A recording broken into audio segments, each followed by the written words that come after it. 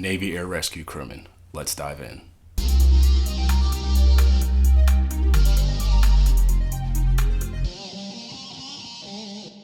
Hey, what's going on, everybody? Thank you for clicking on the video. So I got your attention with the thumbnail and the title. You're here to learn a little bit more about Navy Air Rescue crewmen. The internet does not do the best job of promoting the job, let alone advertising it. Nope. Which you would think is the same thing, and it's not. I don't care for advertisement as much, but as far as what we do, that is something that it's really not really tailored for. Now, you can see other jobs on the military, whether it be Rangers, Delta, SEAL, pilots, specifically, where they'll talk about what they do in detail and you have a really good grasp on that job. But what's the day-to-day like of a Navy Air Rescue crewman? Well, let's back up a little bit, because today's Navy Air Rescue crewmen aren't even the ones when I first joined 21 or actually 22 years ago. Nope. So a little bit about myself in case it's your first time watching me. I just retired from 21 years, 8 months as a Navy Air Rescue crewman. I had 3 different ratings the entire time I was in the Navy. At first I was an AW, then I was an AWR, lastly I became an AWS.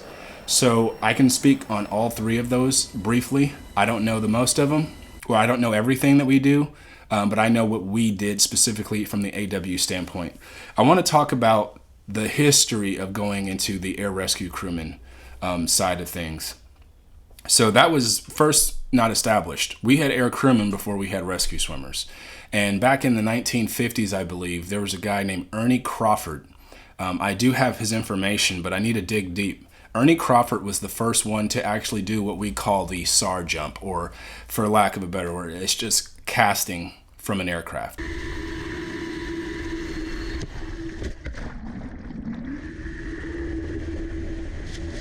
So he was the first one to do a SAR jump. He had no cold weather gear. Nope. He had no official training at all. He just risked his life to save that of a downed pilot under enemy fire of small arms and batteries, like shore batteries, off the coast of Korea, I believe.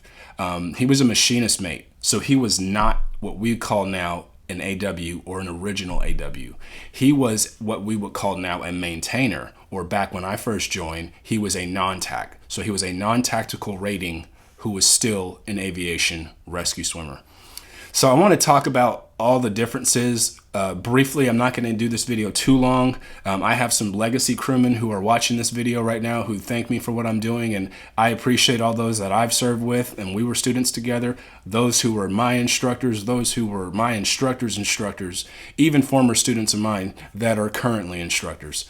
Every single one of us has a very big heart when it comes to saving lives, and some of us have come from different communities, backgrounds, but that does not take away what it means to be an aviation rescue swimmer.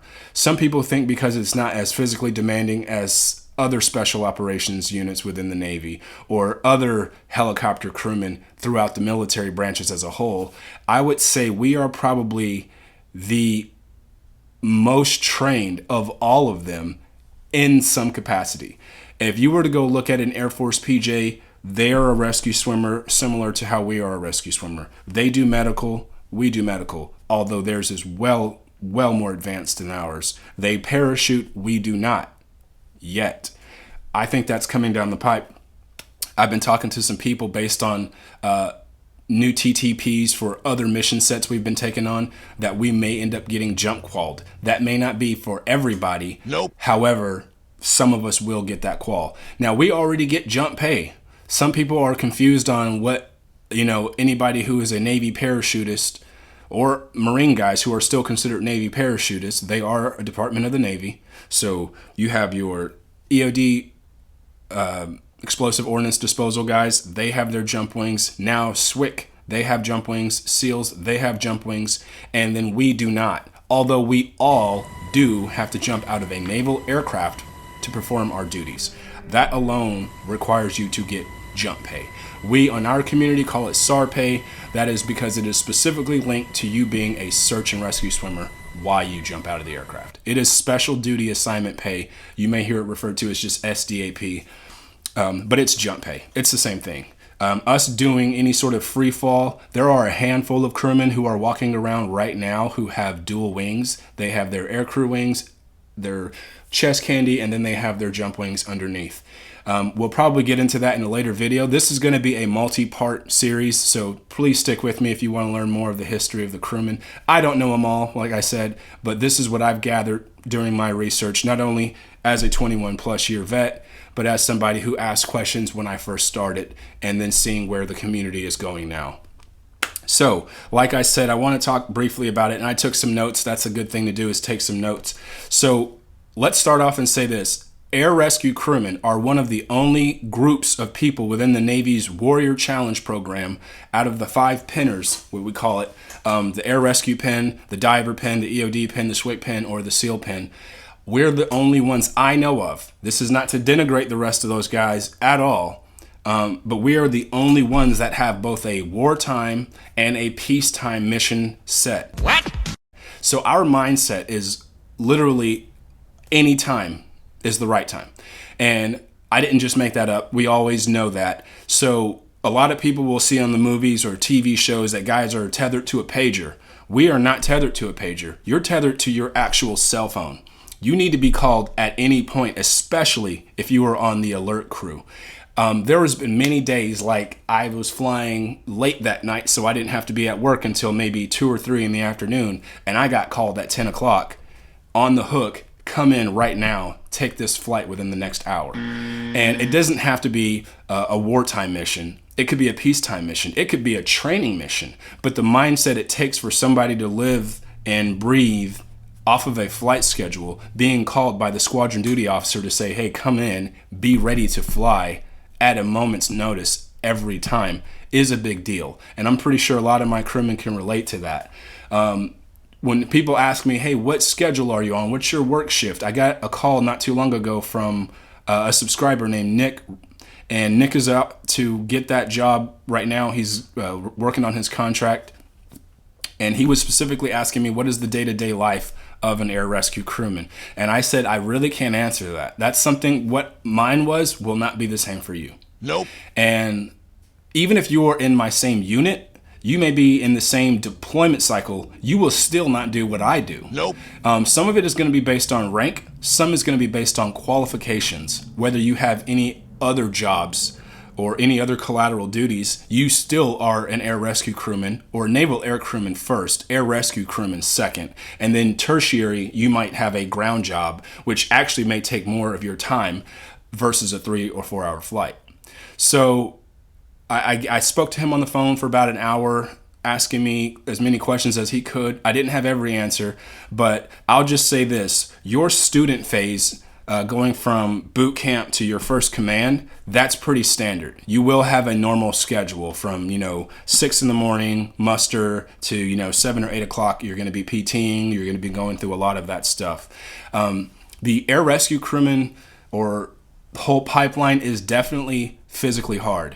It is not the hardest thing that you can go through, but it is not a cakewalk. Nope. For some people, it might have been, and if it was for you, that's great. I've known some people who've graduated BUDS and said that was the easiest thing they've done.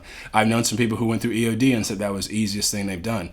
I know crewmen who were in this rate who jumped ship to go EOD and to go to BUDS, and they made it on both sides. And they said, you know what? Yes, this was harder because it was longer overall. But in that short 4 or 5 week tour of being at Air Rescue School in Pensacola, I got my ass handed to me on a plate. And I was like, yes, I understand that.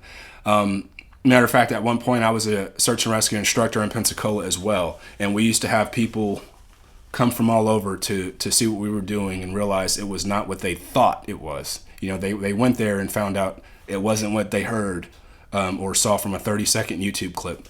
So either way, I wanted to talk about that briefly. So like I said, we have a peacetime and a wartime mindset.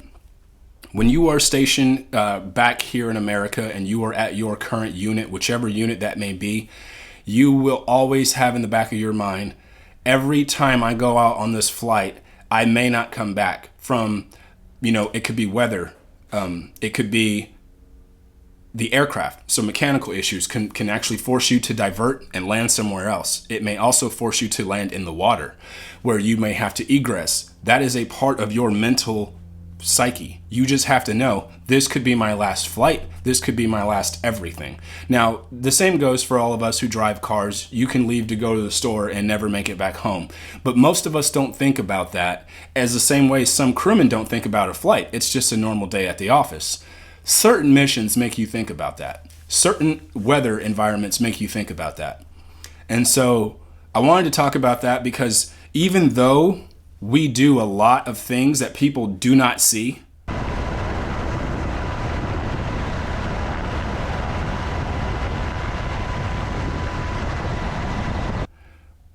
I wanted to shed light on the things that people do see or give better answers to those things. So let's just go ahead and start by saying every single air rescue crewman today flies, for the Navy specifically, every air rescue crewman today flies in one of two type aircraft. We either fly in the MH-60R or the Romeo or the MH-60S or the Sierra. Most of the time, not every time, but 90+% of the time, if you are flying in a Sierra or a Romeo, your rating will be AWR or AWS. There are certain units in Maryland and Fallon, Nevada that actually have qualifications in both models. They're just called Super Hawk instead of, Nighthawk or Seahawk. They're a Super Hawk crewman. They can fly in both platforms. So nobody is exactly the same. No air rescue crewman's career is the same as his best friend or his buddy or the guy you went to the school with. And I'm pretty sure that goes for every other community as well. I want to say this too.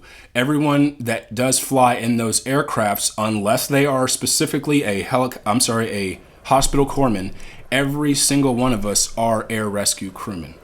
Now, we do have fixed wing crewmen in the Navy, and we do have other rotary wing or helicopter crewmen in the Navy that are not rescue swimmers. They fly in the H-53, the Sea Stallion. It's in Transformers as a movie, and it is a humongous helicopter. Very, very loud, very strong, very powerful.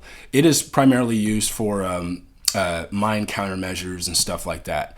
But going back to the air rescue spot specifically, at a moment's notice, we will get called. And a lot of people will say, all we do is save down pilots and aviators. And you see that statement a lot. And while that's true, that is very little of what we do. We do everything from maritime search and rescue to mountain search and rescue to combat search and rescue and even urban search and rescue. What do I mean by urban search and rescue? So during all of these hurricanes like Katrina, when it hit the Gulf Coast in 2005, I actually got hit by Hurricane Katrina in the Bahamas during some training missions.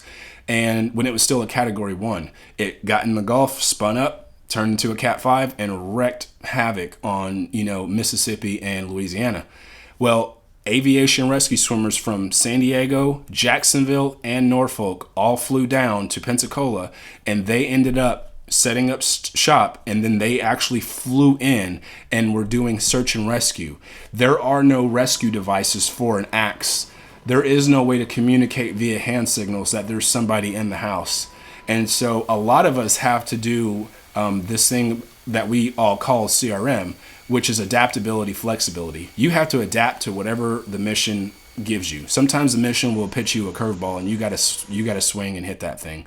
And so I wanted to talk about that because a lot of people are just completely like, oh, you're a rescue diver, right? Nope. Now, we do have divers in the Navy, but we are not one of them. Some of us are divers outside of the Navy. We go dive in our free time. We go dive for extracurricular activities or whatever, but not in the purpose of being air rescue do we actually dive. Wanted to talk about that again. So once again, like I said, peacetime, those are the missions. So you have HADR, which is HADR, humanitarian aid or assistance, disaster relief. And those are, once again, those urban search and rescue type missions. Sometimes we are actually armed during those missions. What? During Katrina, people were being shot at from the aircraft perspective, the aircraft were being shot at. Not maybe your aircraft if you were in Katrina, but some of those crewmen and pilots were taking rounds onto the helicopter. When the helicopters were hovering close to homes, people thought it was the end of the world. People didn't know if they were trying to be evicted and they wanted to stay. Some of them were shooting at helicopters to even get their attention because that's all they could do. Considering how loud everything is for us, first of all, we're only listening to our radios and comms, but other people were shooting at the helicopter to get our attention, which I highly recommend don't do that. Nope. That's not why we were armed specifically, but we are armed on certain Hatter missions. Not too long ago, I think back in 2007, 2008, maybe time frame, maybe later, earlier, plus or minus a year or two, Port-au-Prince, Haiti was hit by an earthquake, and we, my last command, or my first unit, I should say, they were sent down there to do humanitarian aid disaster relief, giving out medical supplies, water, delivering whatever they could, and landing wherever we could fit. Now, a lot of times when we do those type of missions, a lot of the local militias and gangs and little cartels will take all of the supplies and seize power over the supplies and divvy them out as they see fit towards the other people who are the recipients of them. They are included as well, but mainly the large populace. Once again, we have been, you'll see people with AKs and different firearms when we're landing, and here we are sitting ducks. So, we at least at one point had the M11 or the SIG P228 sidearm in our holster. We weren't outfitted with an M4, which is more of an offensive weapon, whereas the sidearm or handgun is a defensive weapon. If you know how to shoot it, it could be offensive as well. But a lot of people will say, how could this air crewman who only flies and gets mail and jumps out and does vert rep, why do they need to fly with a pistol or a rifle? And that's because a lot of people don't realize the job is much bigger than that. The Navy says this: if you have a helicopter and you have a hoist, you will have some sort of rescue ability. Now, I believe H-53s do have a hoist, but they are not rescue swimmers because the rotor wash is just so powerful, it'd probably drown you than, rescue you. Trying to chase that rescue strap from the rotor wash of a 53 is probably also very impossible. But either way, so going back to that, so the air rescue crewmen today are all AWs. Back in the day, they were not. Some of them were AWs, like myself. I was an original AW. My missions were anti-submarine warfare, anti-surface warfare, naval special warfare support, special operations forces support. And I say those two because they're different. NSW is specifically working with team guys, whereas soft support could be working with any other branch's soft units as well. Vert rep, vertical replenishment at sea. That is grabbing cargo or mail, primarily cargo, whether it be stuffed bombs for the ship to get bombs from a supply vessel out to sea. And food. Food is a big one. Obviously, we need to eat on carriers and destroyers and all these other ships, frigates, cruisers. And so what we do is we will fly from a supply ship that went and got everything in country, and we will fly it from A to B. Sometimes you will put it in the aircraft. If we can land on your ship and put it in the aircraft, we will do that first. Sometimes based on configuration, weight, limitations, airspeed, we will actually have the cargo hanging out underneath the aircraft and fly it to another ship as well. I think the furthest I've ever done a vert rep was like 30 minutes. That's the longest time when two ships were on course and then they slowly started spreading apart, going back to their AOR, that we had to leave from one ship and fly to another ship with very low fuel and flying with a huge load on the bottom of it, trying to find the other ship. Stupid. But either way, I survived. I'm still here. So I wanted to talk about that. So that's the peacetime missions. One of my very first fleet chiefs, or senior chiefs at the time, Larry Favors, he retired as a master chief. I believe he's a current Jacksonville sheriff deputy. He had a crazy story. Before I even joined the military, he crashed on the side of the mountain and had to stay alive on his own, but also keep the pilot alive. I believe it was in snowy conditions and stuff like that. And everything he had on his persons was what we have in our vest and what you have in your go bag or your ditch bag, hit and run pack. All the same thing. I'll talk about that later if you guys even want to see that in another video. But yeah, I want to let people know that when we go to work, sometimes you don't come back. Now, that could be the same for any job in the military, but for the most part, if you work in medical, supply, technology, maintenance, you know when you're going to work, and if everything goes well, you know when you're coming home. That should be the same for us. Like I said at the beginning of the video, sometimes you'll get called into work today to go do something you had no clue or no intention on doing at all. Nope. So that's one thing I think that separates us from a lot of other specialty units in the military. As I stated before, any special operations unit, special force, or special warfare will have A, specialized training, specialized equipment or gear, special pay, sometimes even special liberty restrictions and stuff like that. And so I wanted to just bring that home. We are one of the only guys in the Navy that I can think of that we have our own vehicle. Every other group, when we work with them, we are in only one role and one role only, and that is a support role. So everyone looks at us as support, and that's fine. We have our own support maintenance. But when we are actually on certain missions, primarily, we are also in a support role. We are either fast roping you to a boat, extracting you from a boat, doing a casualty evacuation from wherever, whether it be a ship, land-based, does not matter.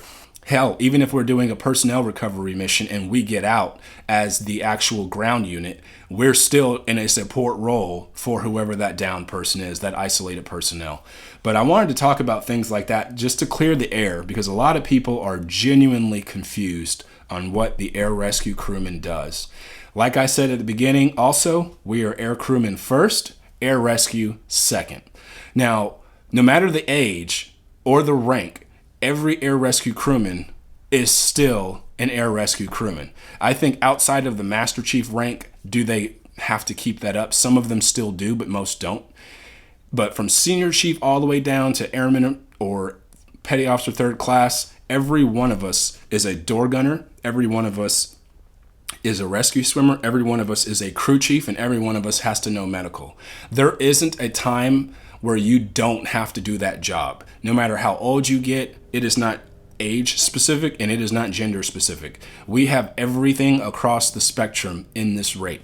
My last unit, we had black, white, male, female, old, young, gay, straight, did not matter. We had it all. Short, tall, fat, skinny. We had every bit of it, and every single one of us was held to the same standard on that piece of paper. And if you didn't do it, you failed out. We have dropped people for that before. We've dropped their, got their wings taken, which a lot of people think that's not going to happen. And if you're watching this video and you think that the Navy has spent all this money on me, so they're not going to get rid of me, you are dead wrong. They'll get rid of you at any point, especially if you're doing a disservice to the rate. We already are looked at sometimes with a microscope by everybody in the military. You know what I mean? They'll just sit back and look and be like, I wonder what those guys are doing. I wonder why they're not doing what I'm doing. We're not you. Nope. So that's why we're not doing that. But like I said, also, I want to give a shout out to all of the old school crewmen, the legacy rescue swimmers. Not every rescue swimmer in the Navy is an AW. Well, now they are for aviation side. But we had primarily a lot of maintenance rates, AOs, ADs, AMs, AEs, ATs. And at some points, we even have PRs that flew. That really doesn't happen anymore at all. We have corpsmen who fly, and they fly specifically as search and rescue corpsmen.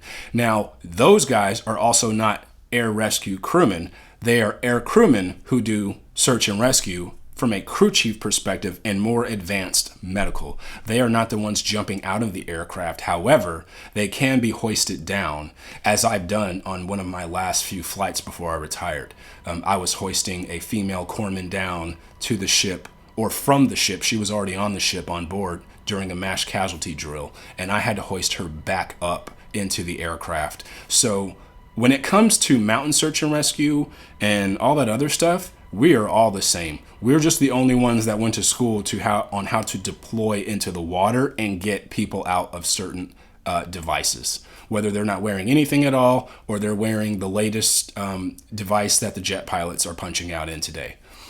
So yeah, I want to talk about that, and I'll just leave that there as part one. I'll get more into part two, part three, part four, however many parts it's going to take when it talks about the rest of our community. I'll probably break it down into different parts, talking about our platforms, where we deploy to, what units we can be attached to, and things like that. What is the physically demanding part of the job, the gear we use, why we use it a certain way, and things like that.